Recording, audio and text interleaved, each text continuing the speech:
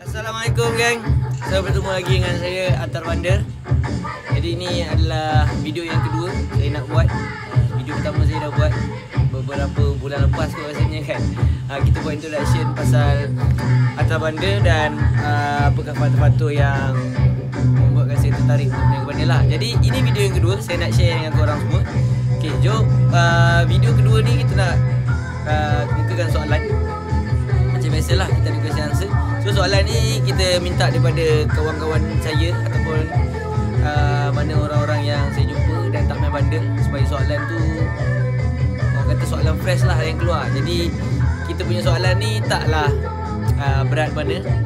Berat tu. Jadi soalan dia adalah yang pertama, apakah maksud menyelam? Dan yang kedua, macam mana kita nak kenal lah barang tu original atau fake, and then perlu ke tak perlu kita buat balik barang tu bila kita menyelam. Alright. So ini introduction yang saya boleh buat, sebab saya pun tak tahu nak buat macam mana lagi. Jadi kalau korang boleh terima, korang boleh follow saya punya video ni, korang memang supportive, terbaik sangat. So apa-apa pun jangan lupalah like dan subscribe saya punya YouTube channel ni Atar Wonder. Alright. Jadi teruskan dan tengok apa yang saya cuba nak buat.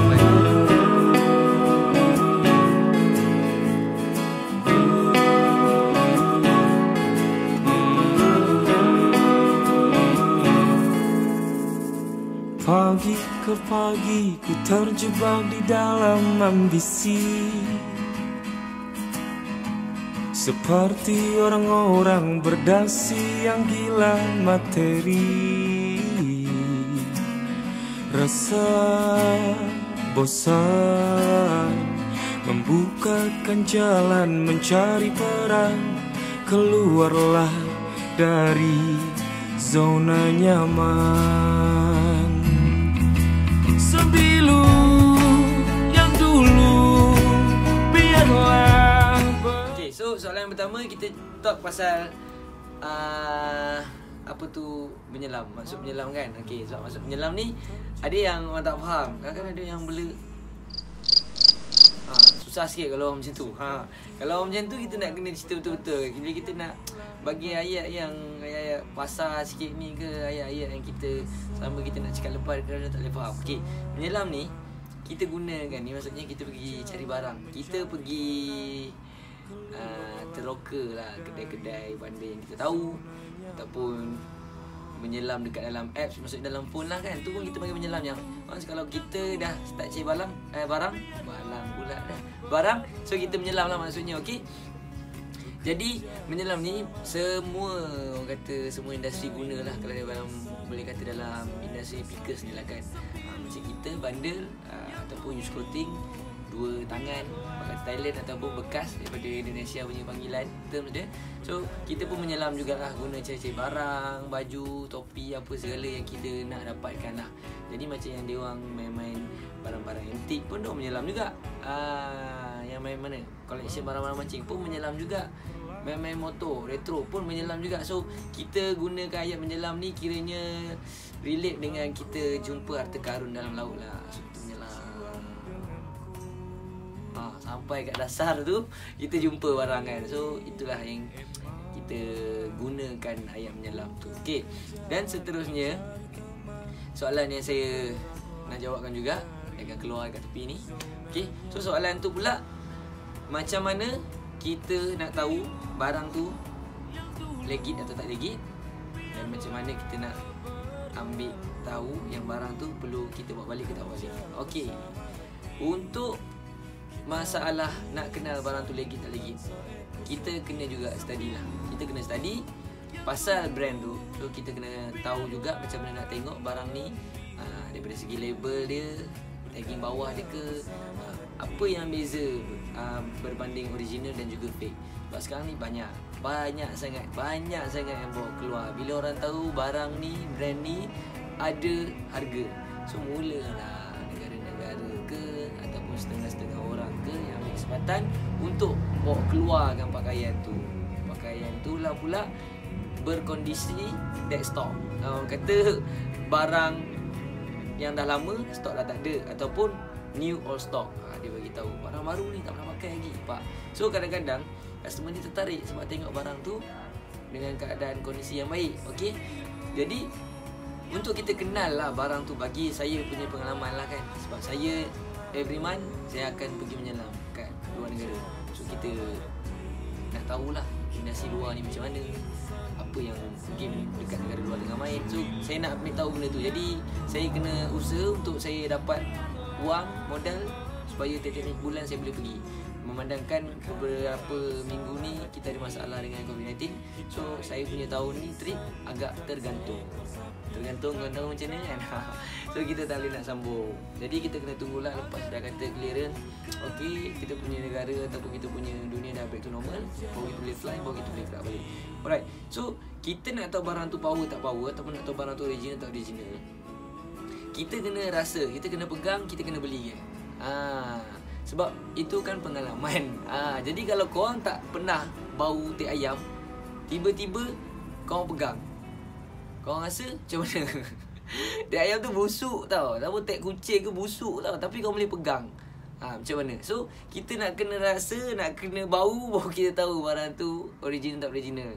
Sebab sekarang ni ada je yang keluarkan tag-tag lama balik, boleh buat balik. So cuma pandangan mata kita, kita punya pengalaman tu yang kita kena tahu barang ni okey tak okey. Sebab setiap satu brand dia akan ada tag history dia daripada awal tahun produk tu keluar, contoh 60s, 50s ataupun 70s, 80s, sampailah tahun sekarang ni. Kalau masih ada, dia akan berubah-ubah, atau maksudnya dia akan buat innovation dengan dia punya tag ataupun logo sekian lah, brand-brand apa-apa pun. So kita kena tahu benda tu, right?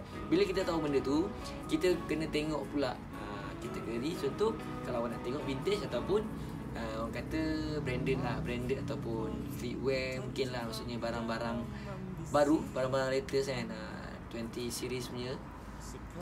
Sebab dia akan beza pada jahitan lah. Mostly dia akan beza pada jahitan kalau nak tahu barang tu vintage atau tak vintage. Ada yang vintage daripada copyright tahun, ada yang vintage memang asalnya sifatnya baju tu vintage. Okay, so korang kena tahu benda tu, korang kena divide benda tu. Jangan main cakap lepas saja. Jangan tak tahu tapi buat tahu. Jangan. Bila kita seorang penjual, bila kita ada follow atau kita ada customer kita ni akan bulat-bulat dengar apa yang kita tahu, apa yang kita cakap. Jadi kalau kita share info yang salah, dia akan share info yang salah juga. So janganlah, kita kena break lah skill ni. Jangan buat pandai lah. Okay, alright, tu antara explanation ataupun antara apa yang patut kita kena ambil tahu kalau nak check barang ni original tak original. Sebab ada barang print cantik, memang macam print zaman dulu, print serap lah, tempel lah, sulam lah, apalah, tapi kat label kita terlepas pandang. Sebab bila sekarang, bila kita jumpa barang menyelam, contoh saya cakap Supreme, ke Kenzo ke, barang-barang yang branded gila-gila sekarang ni, tiba-tiba tag potong. Okey, tag potong ni kadang-kadang salah satu sebab gatal tangan tau. Ada tukang sort barang dekat gudang ni ke, ataupun seller-seller ke, ataupun kat kedai-kedai ke, dia tahu barang ni design sebiji macam original tapi tag fake. Dia akan potong tau tag tu. Macam-macam orang akan buat. So bila dia potong, so kita nak menjual kat kita punya buyer, kalau seller tak jujur lah kan, dia akan cakap, bos, barang vintage, legit punya barang, tapi tak boleh nak cakap apa sebab tag tumpang. Berdasarkan apa yang saya tengok, dia adalah original. Berdasarkan apa dia tengok, macam mana kita nak tahu mata dia dan pengalaman dia tu based on brand yang dia nak jual tu kan? Kau tak tahu. So kita nak kena study benda ni betul-betul, right? So saya akan share lah nanti beberapa gambar-gambar yang mengatakan tag ni fake ke tak fake ke. Sebab sekarang kat Facebook banyak dah kawan-kawan kita, rakan-rakan kita ataupun sahabat kita sharekan lah info ni supaya kita ambil tahu, right? Jadi korang kena take serious dengan benda ni, yang mana kaki selam ni, alright? Macam ni kita nak tahu barang tu kita boleh ambil ke tak boleh ambil kan, bila menyelam. Okay, macam mana kita nak tahu barang tu kita boleh ambil ke tak boleh ambil? First of all, bila kita menyelam, kita kena ada mindset, kita kena ada target, kita kena tahu apa yang kita nak. Alright. So bila awak menyelam, contoh saya memang menyelam Adidas. Dan saya akan menyelam juga brand-brand vintage yang lain lah, kategori vintage lain. Tapi kalau saya nampak Adidas, saya akan ambil dulu lah. Saya akan betul-betul kaji yang pasal ni. Alright. So contoh saya nak pergi menyelam, macam saya selalu pergi menyelam dekat belah Thailand. Apa bos, kalau kat belah Thailand bos, tu lorong tu ya Allah, kedai besar-besar uptown ni tahu. Tapi dia ada 6 lorong, satu lorong tu boleh kata panjang 1 kilometer. Makanlah nak. Memang kiri kanan pusing. Tu dia. Boleh berkawat sekali tahu. So, saya akan target apa yang saya nak. Sebab kalau korang tak target, bila korang menyelam ni lost. Korang tak nampak barang apa yang korang beli. Sedangkan korang tahu yang korang boleh jual brand sekian. Tapi korang nampak semua cantik depan mata, korang beli. Tak boleh. Kalau nama belum build out lagi, kita tak ada pengaruh lagi, kita tak ada follower lagi, susah sangat untuk kita menjual barang-barang walaupun barang tu vintage ataupun original ataupun branded. Okay, ingat. So bila kita pergi menyelam, kita tahu barang apa kita nak, brand apa kita nak. Dalam masa yang sama, kita mesti dah ada preparation, kita mesti dah ada history ataupun kita mesti dah simpan dalam memori otak kita ni. Okay, brand sekian ni dengan design macam ni ada harga. Okey, yang ni boleh ambil. Color macam ni lagi power dia punya. Okey, tag macam ni mungkin boleh demand lagi harga. Okey, korang kena tahu benda-benda tu. Korang kena study. Sebab tu saya cakap jangan buat tahu kalau tak tahu. Jangan. Salah. Tak, saya cakap salah lah sebab info yang kita cerita tu kadang-kadang orang banyak saya dengar daripada orang ni, saya dengar daripada penjual ni. Tak ada fact. Kita kena terima benda tu ataupun kena kaji benda tu berdasarkan apa yang fakta tertulis, influence mana ataupun dari mana kita tengok benda tu yang mengatakan dia ni ada point sekian. Faham tak? So jangan kita sekarang dunia tengah moden ni, kita pun masih dengar orang kata ni, orang kata tu. Jangan. Kita boleh study sendiri, telefon. Kita boleh cari apa brand kita nak tahu. So dekat situlah tempat kita nak tengok barang ni macam mana. Okay. So bila korang dah menyelam, korang jumpa pula pump macam saya lah. Saya cerita pasal saya lah. Dan korang pun boleh relatekan dengan apa brand korang minat lah. Kita jumpa Adidas. Okay, bila kita jumpa Adidas, first kali kalau saya akan tengok lah t-shirt ke, jersey ke, jaket. So setiap 3 benda yang saya cakap ni ataupun topi ke kasut, macam-macam cara nak tengok barang ni legit ataupun barang ni padu tak padu. Macam-macam cara dia. Okay, contohlah saya tengok t-shirt. Bila saya tengok t-shirt, first kali kalau Adidas saya akan tengok Wonder. Once bila kita jalan-jalan ternampak, saya terus scan lah. Tu nak kena lincah. Sebab kadang-kadang bila ada je awak tengok kan, tiba-tiba awak je barang tu lama kan, sarap dekat semua datang waktu terus. Pisang tak? Pisang orang cakap lucip, memang pisang. So bila kita dah jalan-jalan, saya nampak kita akan check colour dulu lah. Kalau Adidas, saya akan check colour, saya akan check design, saya akan check dia punya label, saya akan check dia punya jahitan. Kalau t-shirt vintage lah, saya akan tengok dia punya jahitan. So saya tengok pula dia punya print yang last sekali lah. So daripada situ kita boleh tahu barang ni tahun bila, barang ni original tak original, barang ni dah holter belum, barang ni pakai tag tumpang ke, ataupun barang ni vintage tapi tag pakai tag baru ke, ataupun barang ni baru tapi tag diorang jahit tag vintage ke. Macam-macam orang boleh buat So kita kena take serius benda ni sebab kita nak menjual barang tu. Okay? So saya akan tengok lah benda yang saya explain tadi. Bila kita dah tengok, baru kita tahu barang ni confirm 100% lagi, confirm 100% vintage, baik punya. Dah tahu-tahu kat situ berapa harga, bos. Berapa. Contoh dia cakap, ni saya nak lepas RM250. Awak tengok, jangan kang kabut, pelan-pelan je, relax. Yang penting barang tu pegang lah, jangan bagi orang lain ambil. Walaupun nak tak nak beli, pegang dulu. So korang kena offer lah, kena offer harga yang berapa korang nak. Yang penting kalau lah barang tu korang memang betul-betul main, tak kisah vintage ke branded, jangan takut-takut. Kalau korang rasa korang boleh buat barang tu, pegang, bagi tahu harga berapa dia nak. So bila korang dah tahu berapa harga yang korang kena beli, automatik dalam kepala ni dah kena target, aku nak jual berapa, sambil korang jalan pergi kedai seterusnya. Alright. Dan seterusnya pula, jumpa pula dah menyelam, jumpa satu lagi barang yang tak pernah korang nampak tapi dia Adidas vintage, yang korang tak pernah nampak. Benda macam tu korang kena ambil serius, korang kena pegang. Sebab kadang-kadang itulah jackpot nama dia. Sebab dia ada dalam t-shirt vintage Adidas yang korang jumpa, dia mesti akan ada kepala lagi. Macam kita tengah lepak pun mesti ada banyak kepala, betul tak? So bila banyak kepala, banyaklah potensi, banyaklah kelebihan dia. Okay? So kalau korang jalan jumpa benda yang tak pernah kau nampak, tapi kau tahu itu brand yang kau boleh main, kau pegang, kau check dia punya barang tu. Bila korang jalan-jalan pula jumpa warna yang korang tak pernah nampak dekat dunia ni ke, dekat dalam Facebook korang ke, ambil ke barang kalian. Mungkin benda tu akan jadi beberapa saja item yang ada kat dunia tu kat Malaysia ni. Ingat, inilah cara-caranya untuk kita demand setiap harga. Okey, dan seterusnya kalau korang jalan-jalan jumpa pula barang yang collaboration dengan Adidas, kena ambil. Saya cerita pasal Adidas dan korang boleh relatekan dengan apa-apa brand lah. Contoh brand Nike ke, brand Supreme ke, apa lagi, brand-brand Hawaii ke, brand-brand apa lagi Ocean Pacific ke, selain daripada apa, Acid ke, apa-apa segala pun, kalau ada collaboration, lepas tu tak kisahlah tag tu tag tumpang ke ataupun tag official daripada Adidas, korang kena simpan. Tapi step yang korang kena ambil bila korang jumpa barang tu, first kali kena check barang tu legit. Kemudian kena check condition, korang kena check dia punya sizing. Bila barang tu rare, tak kisah size dah, ambil bawa balik Malaysia. Tak kisahlah bawa balik rumah ke kan, korang pergi jalan ke mana. Bila korang tengok barang tu sizing cantik, model punya sizing, ambil bawa balik. Sebab kita ni kat Malaysia, daripada pit 17 ataupun 16 sampai ke pit 20 lah kan, mostly barang tu boleh jual.